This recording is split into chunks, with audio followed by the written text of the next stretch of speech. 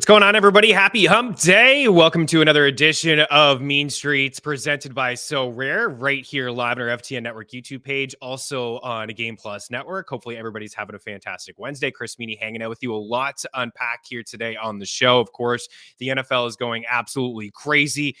Players getting cut and signed and traded, and this is an exciting time of the year. I know I sound like a broken record, but I absolutely love the month of March. I absolutely love it. I think it's fantastic. Everything is happening. Of course, the madness got underway yesterday. Pitt advanced. They've moved on. They're into the tournament. We got another playing game here tonight before it really does officially get underway tomorrow. So it's going to be another heavy college basketball March Madness show. Yesterday we had Mike Randall jump in and we broke down all four regions. We kind of walked through some upsets, and it seems that Mike liked to get to the Elite Eight, into the Final Four. And today we have two studs joining us from FTN. Mike Cutri, who's won over 120 units in college basketball this season, over 120 on props alone. The guy is super, super sharp, as is Walter Waddell. Both guys we've had on the show before. It's been a long time. I know they're super busy. I don't like to bug them throughout the season. They're doing their things, but I am very, very excited to talk to both of these guys. Of course, Walter is the host of the Super College Basketball Show, and he's pumping out all kinds of content, and he'll be with you throughout the entire tournament, talking about the picks against the spread, props, DFS plays as well. In college basketball, it is an exciting time. Cutri joined Randall last night. I watched it all. I couldn't believe that it was an hour and 20 minutes because it just felt like it flew by like that. I learned a lot from those two. It was really a nice exercise. If you're unfamiliar, I'm sharing this video with some friends that are going to be playing in the March Madness. Of course, everyone wants to have a bracket. They want to up their coworkers, and we'll help you here, but we're not going to be able to roll through every single pick.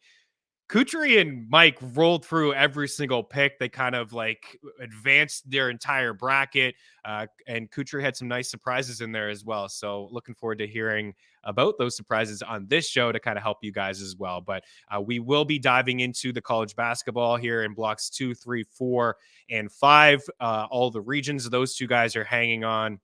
We'll get to them in just a few minutes. There's a handful of games on the ice tonight in the NHL, so I have a couple picks for you towards the end of the show. Yesterday was a pretty good day.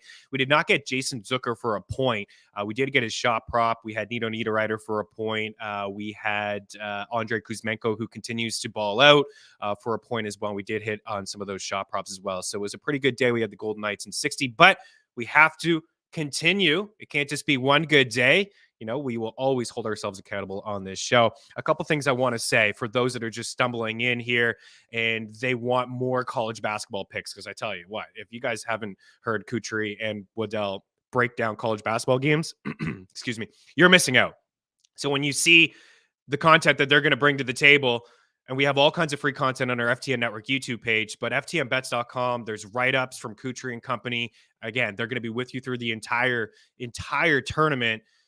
We are running, thank you, Quan, 3-day free trial over at ftnbets.com/free, ftndaily.com/free as well for the DFS crew out there. We have Discord channels for all the sports. You get all the picks across all the sports from everybody. So you're going to get the NHL picks, the MLB picks. MLB Dream is in the house. 3 goats. Make it 4 because you're one as well. All the picks across all the sports, projections, tools, Discord channel. It is all there for you. Kyle Murray is red hot. Are you kidding me? This guy is up over 50 units in the NBA. And with the DFS 3-day trial for free, you will get the optimizer, a taste of what we have to offer, as well as the projections in there. And it's all happening, as I mentioned. You got hockey, you got NBA, the push for the playoffs in those sports, the March Madness, the NFL draft, props already in our bet tracker, PGA, Ballspur this weekend. It's all happening. Masters around the corner. It is all happening here on Mean Streets. A couple things that I'm not going to dive into this too much, but I know how much people really like football in the NFL. And tomorrow with the tournament getting underway, we may have a couple picks against the spread and some props and things like that. But we will be really just a heavy NFL show as news is kind of coming through here. So there's a couple players I want to hit on here. Reports suggest that the Packers want 2 firsts for Aaron Rodgers. Listen, if I'm the Jets, I'm sick of them already. I'm sick of the list. They signed Alan Lazard. Who else is on this list? Mercedes Lewis. How old is Mercedes Lewis? Randall Cobb. How old is Randall Cobb? What are we doing here? Why don't you just give those 2 first-round picks and get yourself Lamar Jackson, 26-year-old former MVP. A lot younger than 40-year-old Aaron Rodgers is coming off his worst season in the NFL. That's my take. David Montgomery, gone from Chicago to the Detroit Lions. Pour one out for all the DeAndre Swift owners out there. I see people too on Twitter. Go buy yourself DeAndre Swift. He's yet to play a full season in the NFL, but go get him. Go get DeAndre Swift. Listen, David Montgomery is a really good running back. I've always liked David Montgomery. He's been among the leaders in forced tackles missed, according to our data over at FTNFantasy.com. He's a stud. You know who led the NFL in red zone rushing attempts last season? Jamal Williams. He had a great year. 1,000 yards, 17 rushing touchdowns, broke the franchise record, 4.1 yards per carry, not that efficient. Dave Montgomery is an upgrade, and this is a great 1-2 punch. We're seeing this across the league in the NFL. It's not all about fantasy. There's very few bell cow backs in the NFL. I think Montgomery could be one. Swift clearly hasn't shown that he can be one. He's yet to play a full season in the NFL. This is a really good 1-2 punch. He goes to Detroit, which is a much better offensive line. I really like what the Lions are doing, man. They are on the rise. It's really good. Alex Blickel with Slay crying. I don't want to talk about it right now. Man, you can see the voice. It broke during All in Football just before we got on with Jake Sealy. And I don't even know if I don't think I was even there during that 46-minute show. I was basically just like off in my own world. That's the latest that Darius Slay is just straight up released here. He had a year left on his deal. Of course, they signed Bradbury yesterday, who definitely left some money on the table, but he is gone. What does this mean for Philly? CJ Gardner-Johnson, I would imagine he is brought in. And then the mock, it's just so much happens, right? From a day-to-day basis. We had the Eagles taking a cornerback at 10. And then I thought yesterday when they brought back Bradbury that they wouldn't take a cornerback at 10. Now I do believe that they will take a cornerback at 10, but the Eagles also bringing in Rashaad Penny at a $1.35 million contract, max of 2.1. They also brought in Boston Scott. So now they have Penny, Scott, and Gainwell on the roster, $5 million combined for 3 running backs. That's how you get it done. I'll get into all what my feeling on all of these guys, but Penny, I mean, 1,000 yards, 8 touchdowns, 6.2 yards per carry, the best mark in the NFL over the last 2 years. But unfortunately, he's only played 15 games. He hasn't been able to stay healthy, but behind that offensive line, the explosiveness that he has, always among the leaders as well, and yards after contact. He is a really good running back when he is healthy. Maybe they can just scale him back, a rotation of 3 mixed in with Jalen Hurts. Maybe he's like a 10 to 12 touch guy, but maybe they also draft a guy. We will see. Khalil Herbert, great news for Herbert. We talked all year long about him being one of the better buy low dynasty backs that you can get all year long. Now is not the time to buy Khalil Herbert. It's like the stock market, right? I mean, now it's all time. Everybody's talking about Herbert. Herbert could be an RB1. This could be his backfield. They bring in Travis Homer. The time was to buy him when Montgomery was on the squad, and we talked about him most likely not being back. And we've seen it's been a small sample size, but we've seen good games from Herbert when he's had touches, when it's been his backfield. 20 for $157, 18 for 100, 16 for 99, 16 for 97. Those are some of his games. A game with 5 catches, a really good running back, was really used last year too inside the red zone late in the season, was really telling on how Chicago felt about Khalil Herbert. He's been a steal in underdog best ball drafts if you've been doing it. Now he's going to rise up. But again, see what you can get for him. That's a stock market, right? Buy low when nobody really wants him. You know, you were near the end, bottom of your standings in a dynasty setting. It was the time to buy him, sell some, assets for a contending team and get some assets in return. That was a great buy low candidate. He was our favorite of the season here on Mean Streets. Now that you have him, maybe you make him available because you don't know. Maybe Chicago drafts a guy, but I feel like bringing in Homer is maybe more telling that they won't draft a guy, but we will see. That's it. Sounds like Zeke is reportedly cut. People are going to go nuts about Tony Pollard, and it's warranted. Pollard is a fantastic back. We've yet to see him kind of handle a full workload. Not that efficient inside the 5. Zeke was really good inside the 5. Really, really good inside the 5. Did they bring him back? Does Bijan Robinson fall to them? I don't think so, but I wouldn't be shocked. Jones loves himself some running backs. And then Darren Waller as well. Darren Waller, over 30. I think the Giants may run a lot of 12 personnel with 2 tight ends. I like Bellinger as well. We'll see what other weapons they do bring in, but is another guy who's had some issues staying healthy. He's not a top-tier tight end, in my opinion. I think he's going to live in like tight end 7, 8, 9 range and around like Cole Kmet and Evan Ingram. I think I'd rather Evan Ingram, but a lot of bodies there in Jacksonville this year with Calvin Ridley. Man, I think I just rattled off all that information. I told the guys to be ready to go about 10 minutes ago, so we're going to break. We're going to do more NFL. We'll take care of you guys, but a lot of breakdowns on All in Football over at Game Plus Network coming your way as well. But a lot of NFL talk as we kind of filter through some of the news. Baker Mayfield, a buck. Doesn't feel good, does it, Chris Godwin and Mike Evans? We are taking a break, and we'll be back here next. A lot of madness talk here with Mike Cutri and Walter Waddell. Hang tight. Mean Streets presented by So Rare. Back in a couple.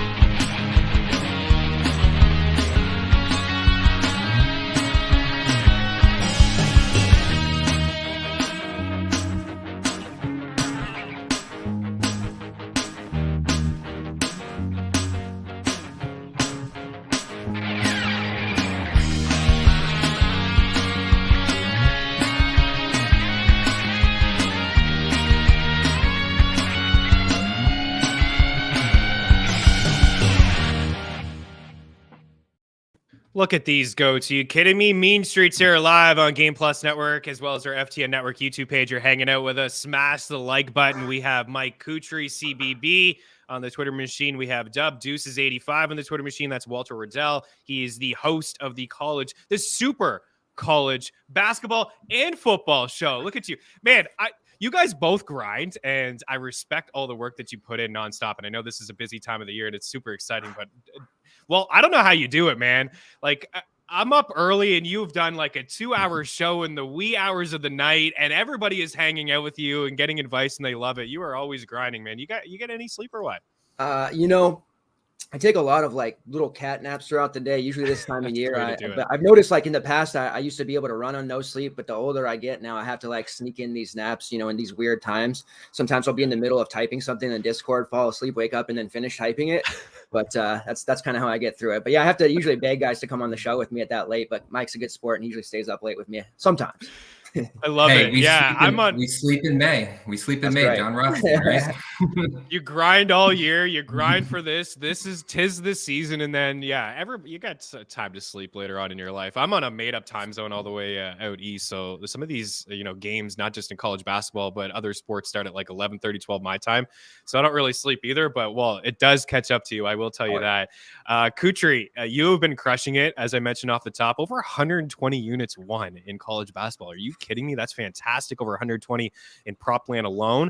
And we do have a viewer saying, listen, tell Cutri I will not stand for any more Rutgers over NC State slander talk. That's it. I didn't mean to bring you down on a sour note, but I feel like Rutgers, and I'm not going to fool anybody here on this show. You guys are the experts to follow enough, but I feel like maybe you could have made a case for them to get in, correct?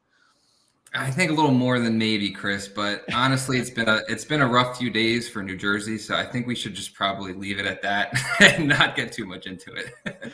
Walt, what do you think of the play-in game last night? Was there a team that you felt maybe that should have gotten to the dance that didn't? And how do you feel about Pitt escaping yet last night? Yeah, that was a Super Show regular, by the way. He's just giving him a hard time. Man, one thing I noticed, the team that I thought should have got in was Rutgers by far, not to keep going back to them. And I think they were a team in the NIT that I was expecting to go far, but that Hofstra team gutted it out and they were pretty dang good. But that was the team I mainly thought got ripped off. And then looking at the plans from last night, one thing that was glaringly obvious was the 216 seeds. That first half, they were really shaky, really overwhelmed, a lot of dribbling out of bounds off their foot, bad shots. It was just very telling how, like nervous they were, obviously. And Corpus Christi had been there the year before. So that just kind of showed you there. But then you see the P5 teams with Mississippi State and Pittsburgh, and Mississippi State just forgetting how to shoot threes there. They never were a great team anyways. Had a good look at it, but Pittsburgh definitely, with Capel on the hot seat the last couple of years and trying to play their way out of the tournament, looked pretty good last night, made some adjustments at halftime. So I definitely am looking at Pittsburgh a little bit differently than I was just 24 hours ago. Yeah, now they got the matchup with Iowa State in the Midwest. We'll start here with the South. What I do want to say, as I mentioned in the opening block, we have some free trials over at FTN Bets and FTNDaily.com. Links inside the description of this video. We're also having a fun, free March Madness FTN bracket, and we're giving away some swag to the top 5 as well. So link inside the description of this video if you guys want to hang out. So we're starting here in the South with Bama as the #1 seed here. And something I heard you say, Cutri, if you're in a bracket with a ton of people, it does seem like Bama is kind of like the chalky pick. A lot of people are having them go basically to the 4 and all the way. If you're in a pool with your 10 work buddies, I think maybe it's all right to take Bama. But what do you say to the people that are trying to maybe be a little bit different and get some leverage off the field, but ultimately they are the 1 seed? And do you believe that they are the team to beat in the tournament, Cutri? Well, listen, Chris, I totally understand and get the Alabama love. Not only do they look like one of the best teams in the country and one of the hottest teams in the country, but they also have a very, very easy draw here in a very, very weak South region. It's eerily similar to the draw Kansas got last year, where they pretty much walked to a Final Four. So, you take a look at ESPN when you're filling out your bracket and you see that Alabama has the highest percentage of people taking them to win it all. And I totally get it. But at the same time, if you're in a large field bracket contest and you're looking for leverage spots, this could be the exact spot to be different and have some leverage on the field by not taking Alabama and having them, maybe tossed in the Elite 8 or the Sweet 16 or even the Final Four, just to be a little bit of difference. But overall, looking at this region, it is pretty weak. Which sets up pretty nicely for Alabama here. But there are some fun first-round matchups that I find pretty intriguing. And I think we could have a couple upsets here in the first round. The first one being Furman over Tony Bennett's pack line defense in Virginia. I actually had the pleasure of seeing Furman live in the SoCon tournament in the semis and the finals. And this is a very veteran-led together team that could make some noise in this tournament. They're led by a pair of guards that can shoot over the pack line defense, and JP Peggs and Mike Bothwell. And they also have a very versatile 6'7", maybe kind of point forward in Jalen Slauson that could be a matchup problem for Virginia. I think Furman can keep this one close. I'm on them plus 5.5. And I think they have the talent and the veteran squad to pull up an upset here. The matchup kind of feels similar to that Ohio Virginia matchup that we saw back in 2021, where Ohio pulled it out with Preston there in the first round. And another really fun matchup, I think. Oh, I'm sorry. No, go ahead. Keep going. Yeah, you're wrong. Oh, sorry. Another really fun matchup I like here in the first round, and this one may surprise some people, is the Baylor UC Santa Barbara matchup there at the 314 spot. Everybody knows Baylor's three-headed monster at the guard position with LJ Cryer, Adam Flagler, and Keontae George. Super, super talented backcourt, but there's a couple red flags for me personally with this Baylor team. And number one is they have been one of the more inconsistent teams throughout the season, meaning that they have some really, really high highs, but also some really, really low lows. And the reason of that is because the backcourt does take some, poor shot selection or some poor quality shots. If you look at shot quality metrics, they rank 271st nationally in shot selection. which could lead to some inconsistent performances there for the Baylor team. And a number 2 red flag for me for Baylor is that they've historically been, with their no middle defense, a really good team at defending the paint, but not so much this year. They're one of the worst teams in defending the 2-point field goal this season. And the question is, can a team like UC Santa Barbara take advantage of that? And I think the answer is yes. They have some really, really talented big wings in AJ Mitchell and Miles Norris that can kind of attack the rim and exploit the weak 2-point field goal defense of Baylor. So if you're going to take a more crazy upset, I really, really like the Gauchos here to possibly upset the Baylor Bears here in that 3-14 matchup. Walt, he's coming in hot. He's coming in hot with some upsets. You seem to love it. I want to get your thoughts as well. Again, I'm not going to pretend to be the expert here. I watch Baylor. Sometimes I feel like, holy crap, like they're really good. They can drain the 3, they can score. And then other times I'm like, who is this team? It's not the same team that I watched, a couple weeks ago. There seems to be some inconsistencies there. Dub Deuce is 85. Do you agree with the potential upset there, Baylor being knocked out? Or is there a team that you feel like maybe they can get by, but I don't know if they can actually really go on a run? Yeah, so I do like Baylor, but I watch a lot of the Big West. Like I was making this comment on the show the other night. Like I watch a ton of Big West. I won't say the full quote, it's probably not appropriate, but I watch a lot of Big West and WAC games like on replay. So I'm pretty familiar with the Gauchos and how their rosters makeup is. And I definitely like their chances to make it competitive. My thing with Baylor is, it's not the same level with their 3-guard trio that we saw a couple years ago when they went all the way, but they still have a tremendous coaching staff, some experience there in the tournament, and a team that I don't feel comfortable betting against. So I do foresee them making it out of here and kind of going somewhat far. I actually think they're going to go, to the second weekend. But the upset that I do like here, and Alex, who's in the chat right now, will like this one, but NC State, maybe it's not a true upset, but 11 over a 6, but NC State over Creighton. Creighton's been since the summer, everybody, oh my God, they're a Final Four team. They've got Baylor Sherman. They're going to go crazy, but that lack of depth still very glaring. I know in the tournament, you don't necessarily need depth. They do have guard play that's solid at times, but they're still a pretty young team. And I think NC State, with shot makers such as Turk Smith, Jarkel Joyner, I think they're going to end up pulling the upset there. And I think a lot of people are picking Creighton to go to the Elite 8. And I'm seeing a lot of that in different brackets. And I think people might get their feelings hurt a little bit. So the Wolfpack are where I'm looking at the moment. I definitely like them. And Furman over Virginia, which is probably going to be a little bit of a popular one. Virginia is just going to have that issue. If Furman comes out hot, they're going to have trouble scoring with them, regardless of how good their defense is. I actually love that Furman plus 5.5 that we can find. I think it's at plus 5 somewhere else, some other places, but neutral or, on the road courts, the Paladins are 9-3.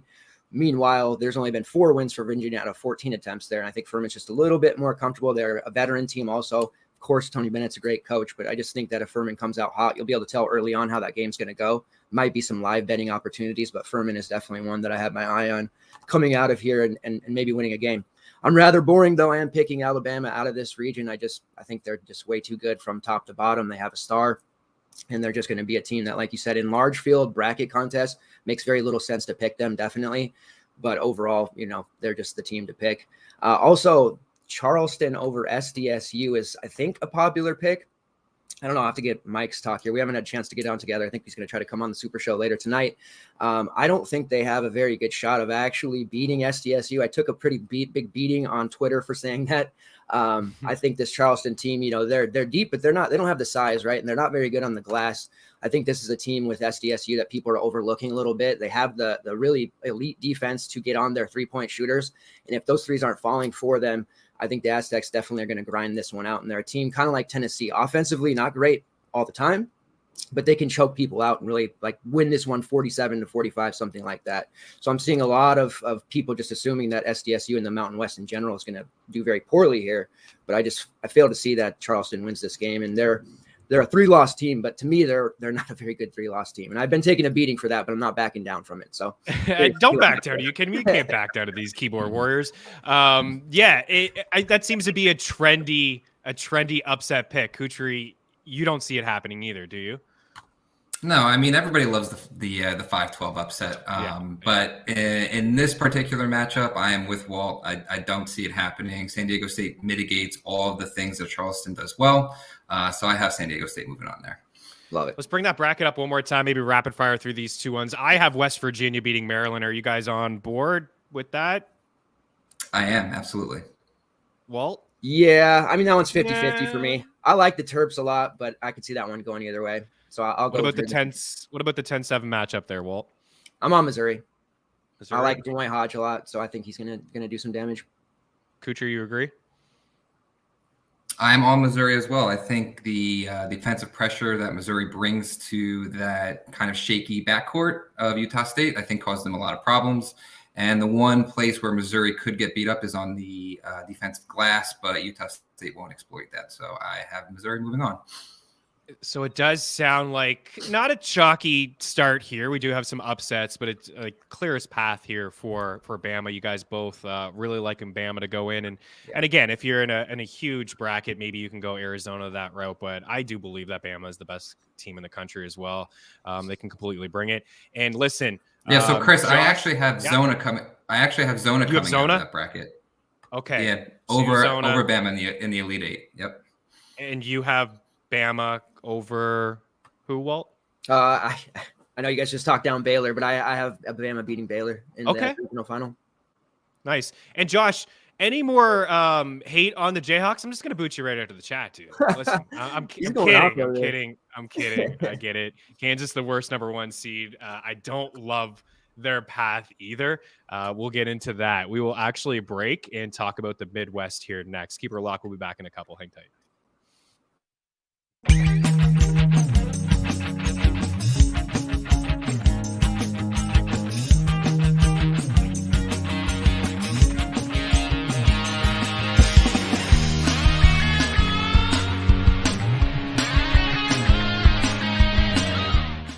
I can't say enough about what we've got going on over at FTNBets.com. At FTN Bets, your bankroll can be profitable. With the FTN Bet Tracker, you can tell your favorite experts across all sports, including the NFL, NBA, and Major League Baseball.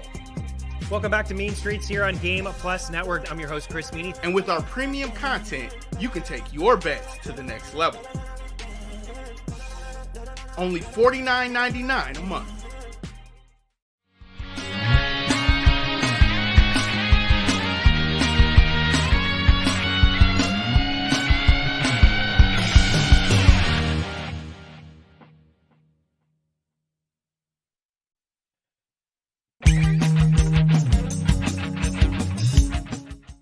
Use the tools the pros use at FTN. Our betting models run over 100,000 simulations of every game, with sides and totals in the NFL, the NBA, and more. Use the home run predictor to see who'll hit a bomb deep. Our NFL player projections will make you a DFS king.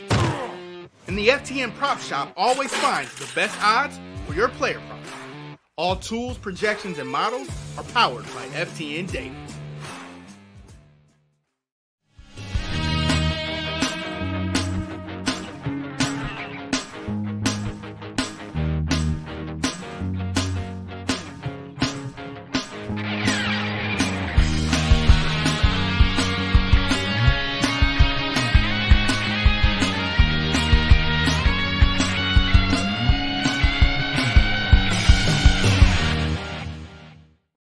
Welcome back in. Let's get into it, guys. Let's go over to the Midwest and take a look at some of the matchups here.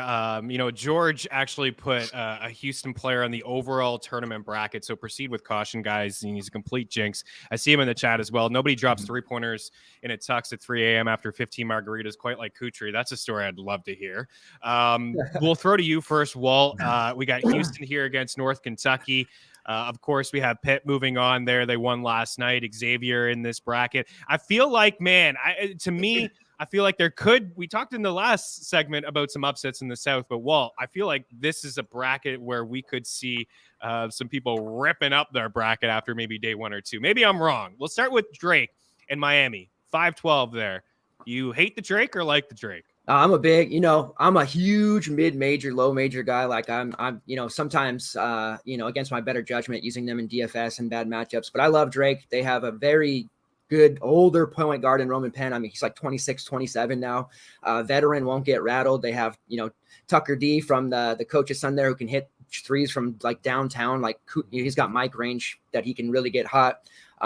Miami, it sounds like Norchad, Omir is not going to be around. He suffered that injury in the ACC tournament 1 minute into the game. There's talk of him, being available, but I think that's mainly just trying to throw Drake off. I don't foresee him playing at all. And I think that Drake's going to absolutely be one of the 12 seeds. That is going to be on the popular side, but it's good chalk in that regard because they're a really good mid-major team that can hang with a lot. And they've only lost 2 of their last 18 games coming in. So they got that winning feeling going on. They're coming in pretty hot. Cutri, do you agree with that with Drake? And I think Randall was in here yesterday, and we were all big Drake fans on this show. So I really like this Drake squad as well, for all the reasons Walt pointed out. But to me, that injury on the Miami side with their versatile center, Omir, is huge news that we still need to wait for, because I think if he does play, I do think that Miami definitely has the advantage there, and Darnell Brody won't be able to guard him at all inside the way that he can move around. And, we all know Miami is a very well-coached team with Jim Larinaga, and they have great guards. So it's not an easy team to upset by any means. I do lean the Drake side if Omir is limited or doesn't play, but if he does play, then I might be switching over to the Miami side. Let's bring the bracket back up.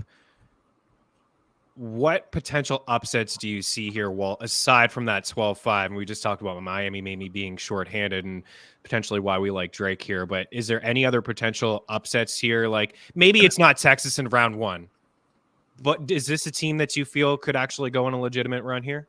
Yeah, and just real quick about Miami, I took a note there. They have the 3rd most points by their starting 5 in the NCAA, so very important to have Norchad there. But yeah, as much as I see this bracket having some real upsets and some potential to just knock some people out, I do like Texas and Houston to go quite far here. I know there's a lot to be made about Sasser's injury there for Houston. I do think they'll end up kind of resting him against NKU, not necessarily needing him until the 2nd round. But I love Texas. Mike was a year early on them. He got a lot of garbage from people, unnecessary garbage, and he's proven to be right here, it seems like, because I've got Texas going pretty far, and I definitely am a fan of what they're got going on.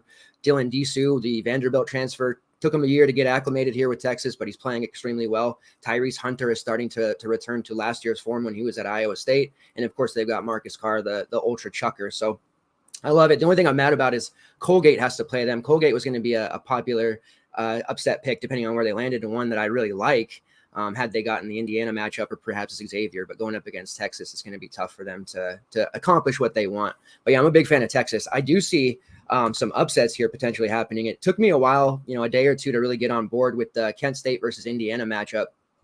Kent State's been ripped by elite big men. Not that they've seen a ton of them in the MAC. One thing about TJD is just so good and can carry the team on his back. However, in the tournament, you really do need guard play.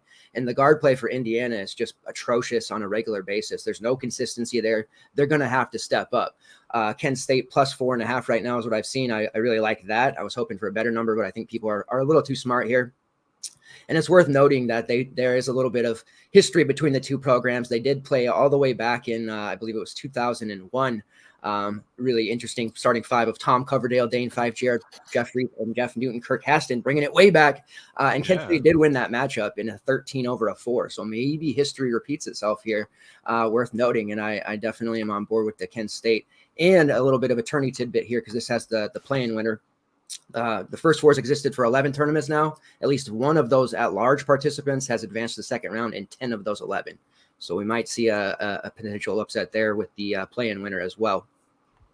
Yeah, we have seen over the years, like you said, I think Randall and I brought that up as well. When these teams can get hot, they find a way to get in, and then they just go on a little bit of a run. So round of 32, potential 12-13 matchup. Are you on board with that, Cutri? Kent State maybe potentially versus Drake?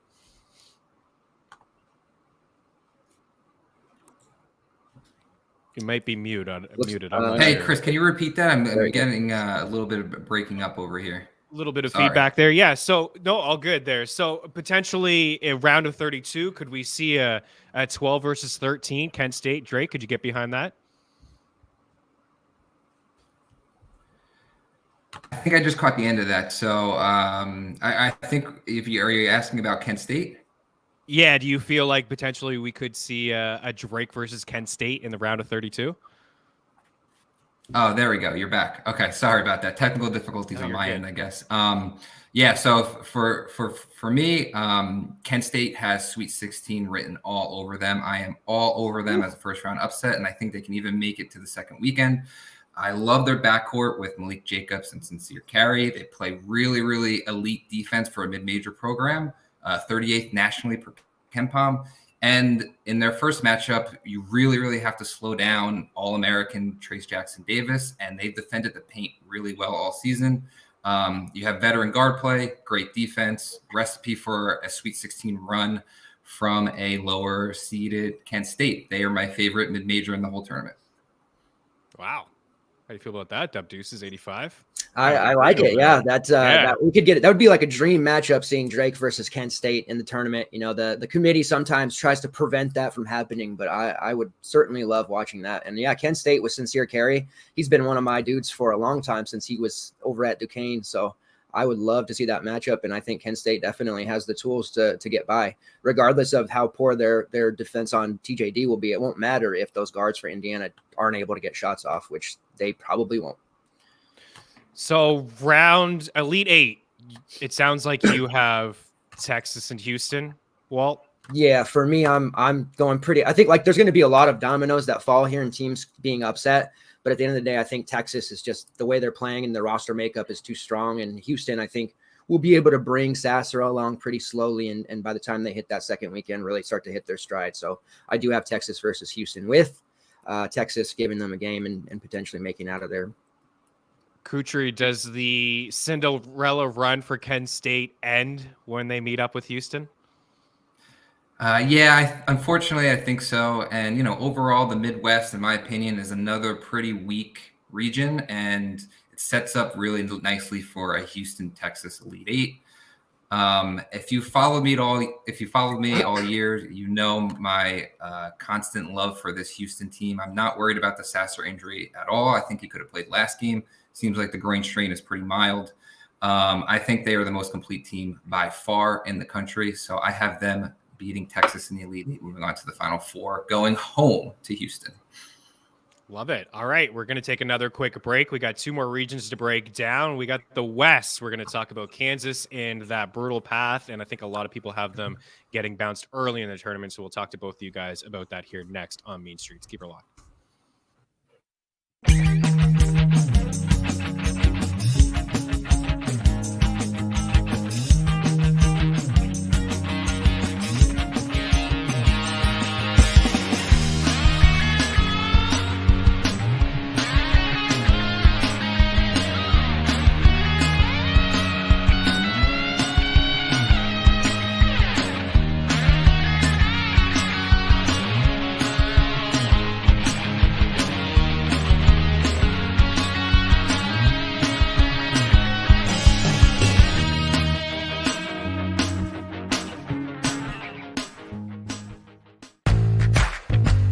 At DraftKings Sportsbook, you can bet on nearly any sport imaginable. The NFL, the NBA, college football, college basketball, golf, the NHL, tennis, Major League Baseball, MMA, and more. Download the DK Sportsbook app on iOS and Android operating systems, as well as on your desktops or in mobile browsers. Get the best bonuses using promo code FTN. Remember, the only way to gamble responsibly is to win.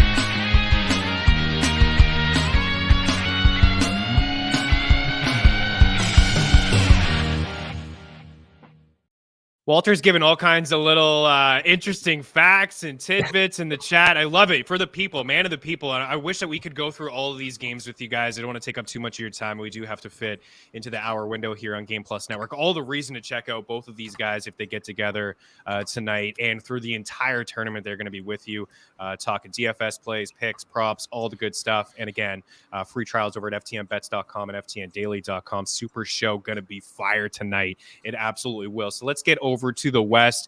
Let's talk about the Jayhawks' path here. They are, of course, a #1 seed. A lot of talk right about Kevin McCullough and also Grady Dick, both guys dealing with nagging injuries. Both guys practice this week. We'll see what happens. Bill Selfwood's not with the team for the Big 12 championship loss to Texas.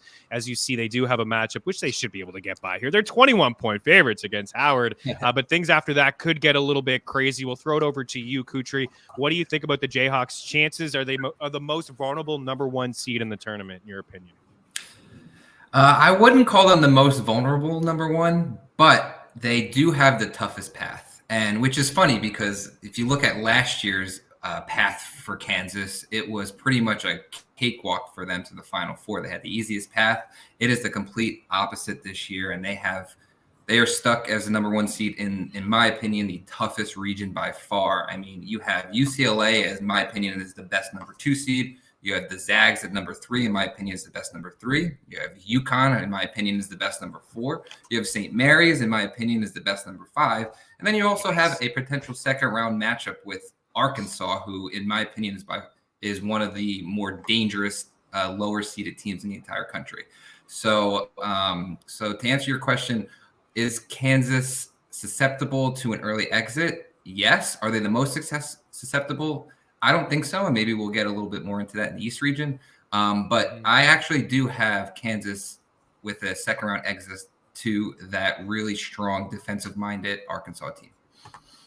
Arkansas. Okay, so Arkansas moving on here against Illinois and bouncing Kansas. How do you feel about that, Walt? It's definitely something I could see happening. I think the jolt of energy and drive that they get from Self being back on the sidelines will carry them a bit. I think that Arkansas, it's a different variation of the team we've seen this season, just with their consistency. Obviously, not having Nick Smith, the star, healthy for the entire season has really affected them. But they have the scorers still to really get hot and make it a ball game. If it goes the last 5 minutes within 1 to 2 points, yeah, I'd start sweating as a Kansas fan. But I do think that they're going to come out at least to the Sweet 16. At least to the Sweet 16, but they're not your favorite team. I'm getting brownie points over here, I'd never be too hard on you guys. Just tell me how it is. I understand it. I see it myself as well, right? It's this path. I was telling Randall, I was playing hockey on Sunday night, that I didn't get to see the entire bracket reveal, and then right away I'm checking. I'm like, oh no, UCLA? Are you kidding me? Oh no, Gonzaga? Are you kidding me? Like it's tough. So who is the couple teams that you like, Walt, to really go on a run here and give Kansas a threat? Yeah, so I'm a really big UConn fan at this point. Have at the beginning of the season, they were really hot. Everybody was loving them. Then they kind of went on a lull and a little bit of a losing streak. People jumped off, fickle the media and public can be sometimes. And now they're starting to heat back up. They do have a very difficult first round matchup. Another team, Iona, that I would have loved to see play somebody else with Patino there at the helm. But this UConn team, they have the guard play. They also have the bigs to neutralize, a player like Nelly Jr. Joseph on Iona, excuse me, or any bigs that they come across. And I really like the path for them. They're going to be in some games that are going to be physical, which they're very comfortable playing that way. And if any of the games do become any high scoring, they have Jordan Hawkins and Tristan Newton at the helm to continue to hit shots. So that's the team I do see winning in the Sweet 16 there and moving on. And ultimately UCLA, there's a lot of being made about these injuries for Sasser of Houston. I agree with Mike. It's not that big of a deal, especially if they give him some rest against NKU. And with UCLA losing Clark, it's a big deal on paper, but Amari Bailey, the highly rated recruit, he's really stepped up his game. He fills right into that Clark role. And we're also seeing Tiger Campbell, who defensive juggernaut, very good passer, but now he's taken on some of that scoring load. And this past week in the Pac-12 tournament, he looked like a different offensive player. And if he's playing at that level and with the talent of Jaime Jaquez, they can still make a run regardless. And I think people are jumping off in droves, and they really shouldn't be. So UCLA versus UConn is kind of how I see this one shaping up. I haven't quite decided which way I'm going to go there, but one of those two teams is where my head's at. Yeah, for me, I mean, emotionally, of course, this is a tough bracket to call. But Cutri, you just, as we bring up the bracket again, you just talked about how it's your favorite 2, it's your favorite 3, it's your favorite 4, it's your favorite 5. So, like, where are you going here when it comes to filling out your bracket in the West? Yeah, Chris, this is an absolute death region. So it's really hard because I like a lot of these teams in this region. For me, Walt touched on it a little bit, but that I would have UCLA coming out of this region. I think they're the strongest number 2, and I think they're better than a lot of the number 1s out there. But for me, that Jalen Clark injury, although it doesn't really make a difference for the Bruins on offense, it is a huge hit to their defensive ceiling, in my opinion. Yeah. Jalen Clark was the Pac-12 Defensive Player of the Year. He is a steal machine. When they get into one of those more tougher matchups for me against Gonzaga, I think without him makes a huge difference. And I actually have the Zags coming out of this region as the 3 seed. Okay. All right. Again, a bunch of different ways that you can go here. Daily Handles in the house. Is it possible Arkansas can get to the Final Four? He seems to like Arkansas a little bit there. If Nick Smith and Black go off, he does see a potential path there. But again, it does seem to be a bloodbath for sure.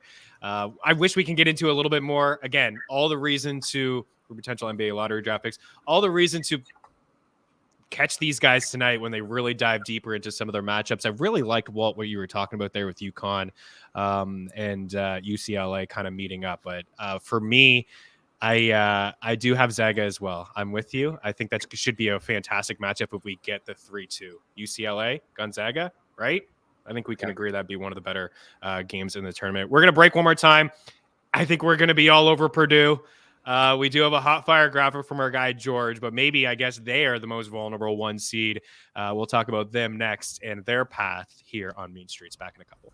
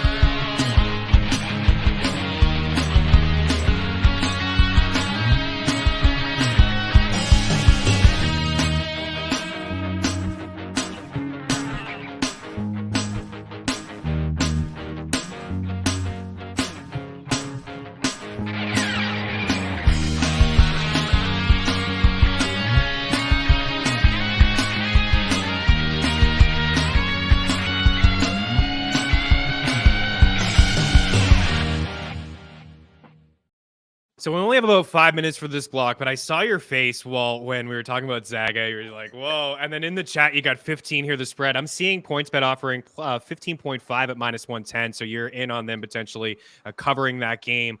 We lost Cutri here for a second, so we'll just throw to you here. Do you want to touch on maybe Zaga and some of the flaws you're not really feeling them this year? Yeah, I'll go real quick. This is just a guard play.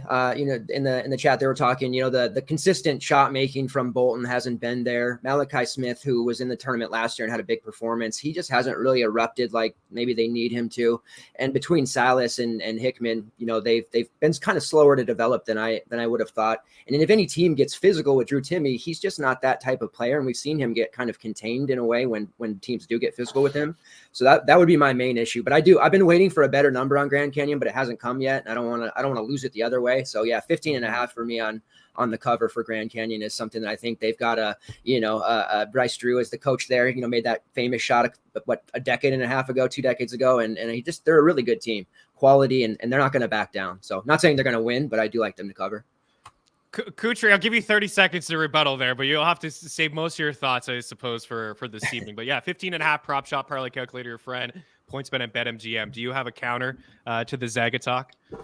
Yeah, me and Walt don't usually disagree on a lot of things, but this is one of them. And I guess my counter argument back to you, Walt, is you talked about how much you like UConn, which also has a super shaky backcourt with Tristan Newton and Hawkins back there, who have turned the ball over at a really high rate all year long, and they've lost to some lower competition because of that shaky backcourt. I trust the Zags backcourt way more than UConn, and I'm looking at the Zags' path all the way to the potential Elite Eight. They don't really get matched up with anybody who can out-physical them. Maybe UCLA, but UCLA isn't really strong inside. Jaquez is a little bit. So I like their path. I agree with you that they can get out physical. We saw it last year when they lost to Arkansas, but I don't see a matchup throughout their path that can really exploit that. And I'm a little higher on their backcourt than most. To be continued. You guys will be must-watch live. We'll be tuning in live to check out you guys this evening for sure. Okay, let's bring in that final region there, Quan. Look at this graphic from our guy, George. Purdue. Well, thoughts on them? A lot of people seem to be having them out. I know our guy Randall really likes Florida Atlantic, and I know our guy Cutri here on the show really likes Memphis. Do you see Purdue getting bounced early in this tournament? Yeah, so I know we're gonna go quick. So they are one of the most vulnerable number ones by far. It seems the public all feels that way. I had a poll on my Twitter a couple of days ago. They got like 70% of the 400 plus votes. Second round matchup, very volatile for them. Their guard play. Speaking of guard play, it's inconsistent. Lawyers not making shots. Teams are going to be trading 3s for 2s when it comes to Edie, and we saw that. Rutgers really close to pulling that win off in the tournament against them. I do see them losing. It might not be in the second round, but they're definitely going to be tested, and there's going to be so many different teams firing at them that they could run into, whether that's Duke or Oral Roberts, Providence, Kansas State, Marquette. I do have a fairly big hot take when it comes to this East because Marquette's being picked to the Final Four by a lot of people. I don't like them as much. I've been hedging in my drafts by taking Tyler Kolek, but I don't know. I don't love Marquette. I'm really high on Izzo and March. Michigan State does way better than people probably remember. They have the guard play. They don't have very good defense down low. They get exploited there, but they don't have anybody coming up really that can exploit that. USC's front court is a no. They're banged up, and Josh Morgan just doesn't do it for me. And Marquette with Oso Ighodaro, he's more of a finesse big. So I actually think Michigan State's going to come out of this region. That's a hot take for me. I just love the Spartans here, and I'm way too hot. But keep in mind, I was very high on Virginia Tech last year in a similar spot, and they lost very early. So take that for what it's worth. I mean, Kutri's not coming in with the green because it's St. Patty's Day. That's on Friday. He's rocking the Michigan right now. You want to touch on Michigan? And I really do want to get maybe a quick rapid fire on the 5-12 Duke or Roberts, right? Duke, pretty hot, still inexperienced in my opinion, and I know how much you like Memphis as well. I mean, we seem to collectively think Purdue is going to be bounced. So touch where you want to go here in the East region here, Cutri. Yeah, sure. So it's actually really sad that the public is all over this Purdue fade because I am all over it as well. As Walt mentioned, it really comes down to their shaky backcourt, their very young backcourt. We've seen throughout the season them collapse under pressure towards the end of the games. That is not what you want to see from a team in March, and especially with a potential second-round matchup, whether it's FAU or Memphis. Those teams can really, really take it to your backcourt, and it seems like the perfect storm for Purdue to get knocked out early here. So I have this region dubbed as the chaos region, and I also agree with Walt that Marquette is very susceptible as a 2 seed. We have pretty strong 2 seeds this year, but Marquette, in my opinion, is the most susceptible one. And really because of 2 reasons. Number one is they get bullied on the boards a lot. They have a really, really low defensive rebounding rate. And they give up a lot of open threes. And that is something you do not look for in a very high seed when these mid-major teams can come in, or even like a 7 or a 10 seed can come in, get hot, and knock you out early. So I think if Marquette doesn't get knocked out in the first or second round, I don't see them getting past the Sweet 16 either. So I think there's going to be a lot of chaos in this region. And for me, I have Memphis coming out. And the reason is just 2 words: Kendrick Davis, one of the best point guards in the whole entire tournament. I think he can get it done, get hot, and move Memphis on to the Final Four. And to answer your second question, Chris, just to touch on Duke Oral Roberts really quickly, I do have this circled as the first round upset potentially in this region. Just like you said, Duke is one of the hottest teams in the country, but I think there's a lot of recency bias there. They haven't really beat anybody strong in the ACC, maybe minus a shorthanded Miami, or a Virginia team that really struggled offensively in that game. Duke, if you look at their full sample size throughout the season, they struggled a lot throughout the season. They're a very young team, first-year coach, going against this veteran Oral Roberts team that's been here before and is arguably better than that 2021 team. Duke really struggles to defend the ball screen.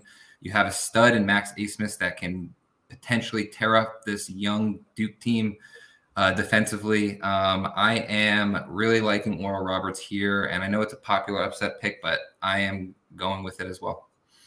I love it. Both of you guys are fantastic. I'm sorry we're so short on time. I don't want you guys to give your Final Four, although walking through it kind of got a bit of a feel. I want you guys to go check out both of their work over at ftnbets.com, ftnbets.com/free, ftndaily.com/free. Check out this super show tonight with Walter, and these guys will be with you through the entire tournament. It was so nice to catch up with you guys. I appreciate the time, and you guys are both super intelligent. Good luck with all your brackets. It'll be a fun time. The madness, baby. We'll be back here after the break. One NHL pick here for you to wrap up Mean Streets. Cheers, man.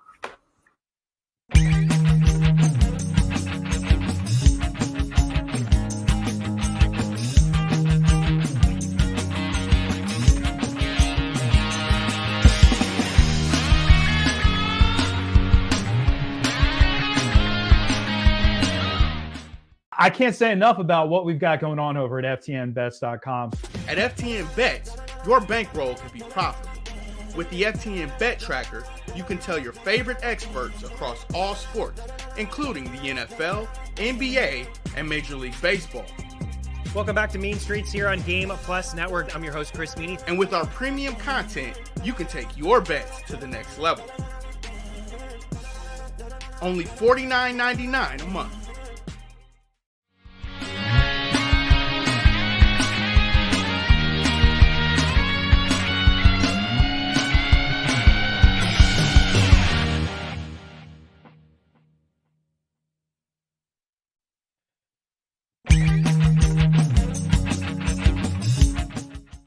Use the tools the pros use at FTN. Our betting models run over 100,000 simulations of every game, with sides and totals in the NFL, the NBA, and more. Use the home run predictor to see who'll hit a bomb deep. Our NFL player projections will make you a DFS king. And the FTN Prop Shop always finds the best odds for your player props. All tools, projections, and models are powered by FTN Data.